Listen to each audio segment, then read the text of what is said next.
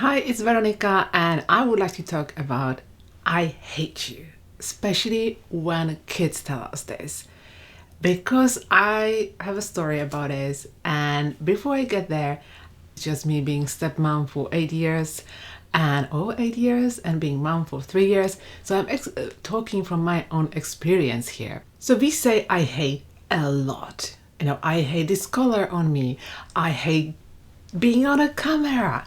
I hate having third coffee a day, or I hate this weather.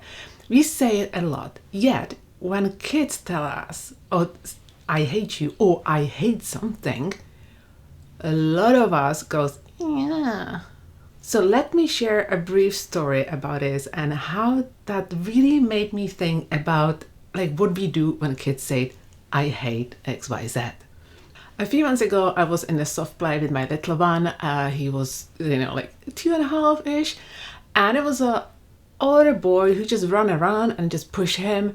And I said, "Hey, you need to be careful around, younger children." And he looked at me and he just said, "I hate you." And I was in that moment, I was like, "Yeah, okay, I get that. That's fine." And he was looking at me in disbelief. He was just so shocked that I said, "Oh, that's fine," And later on, I saw him with his mom at the playground. And he was unhappy with something. And he said, "Oh, I hate this."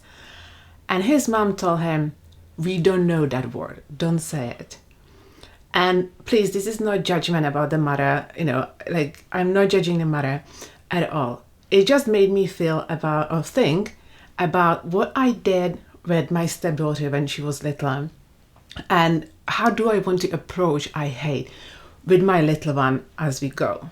And definitely we were wrong with my husband back then when she was little, because I'm pretty sure we said a few times, "Oh, that is such a strong word, don't say it."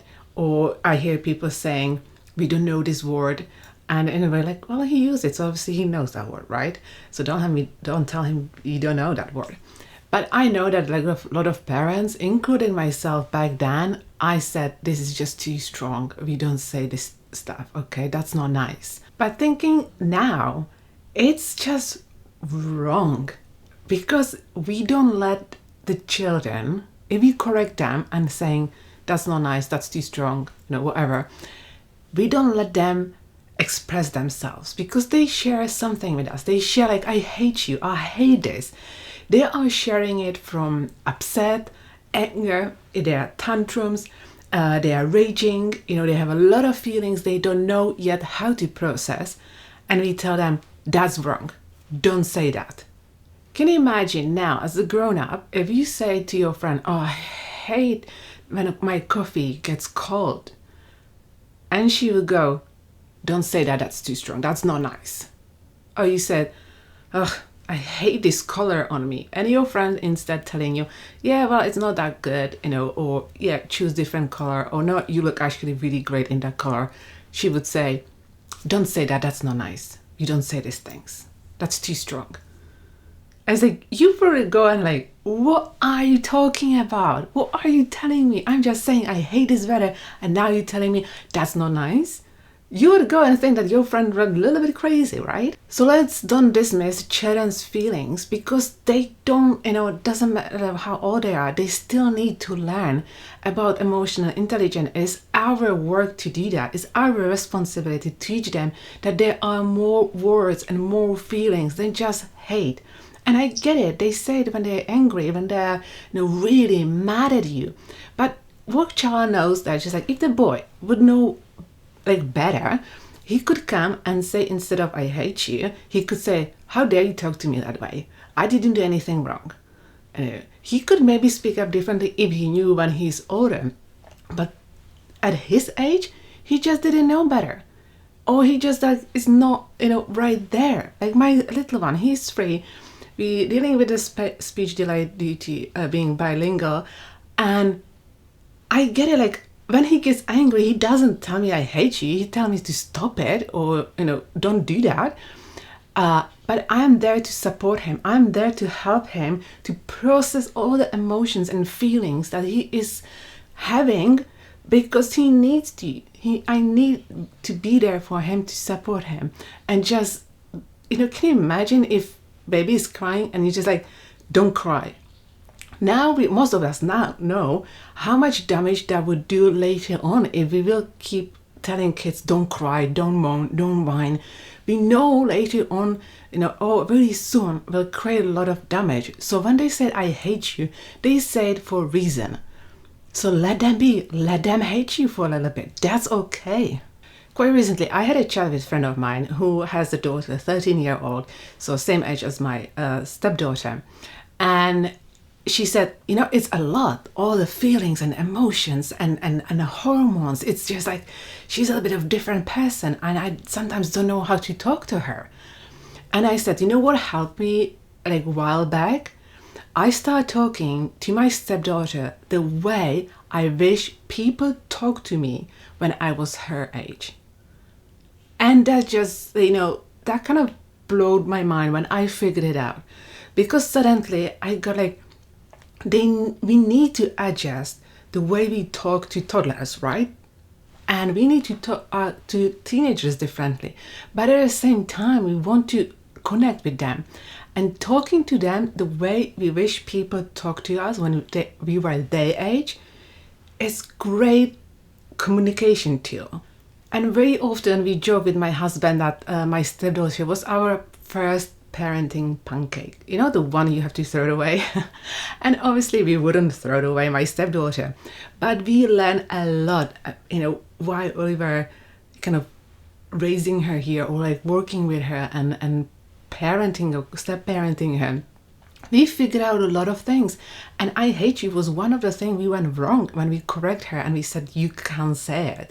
So that's why she's always, kind of like our first parenting pancake when we're learning, and now way faster than we did in the past. So when she says something now like, I hate this or hate that, we don't go like, oh, don't say that. We say, okay, what do you hate about it?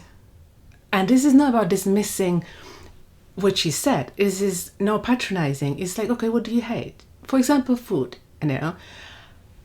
I love the smell of mushrooms, but I really dislike the texture. And I can't eat mushrooms. It's just I don't like it.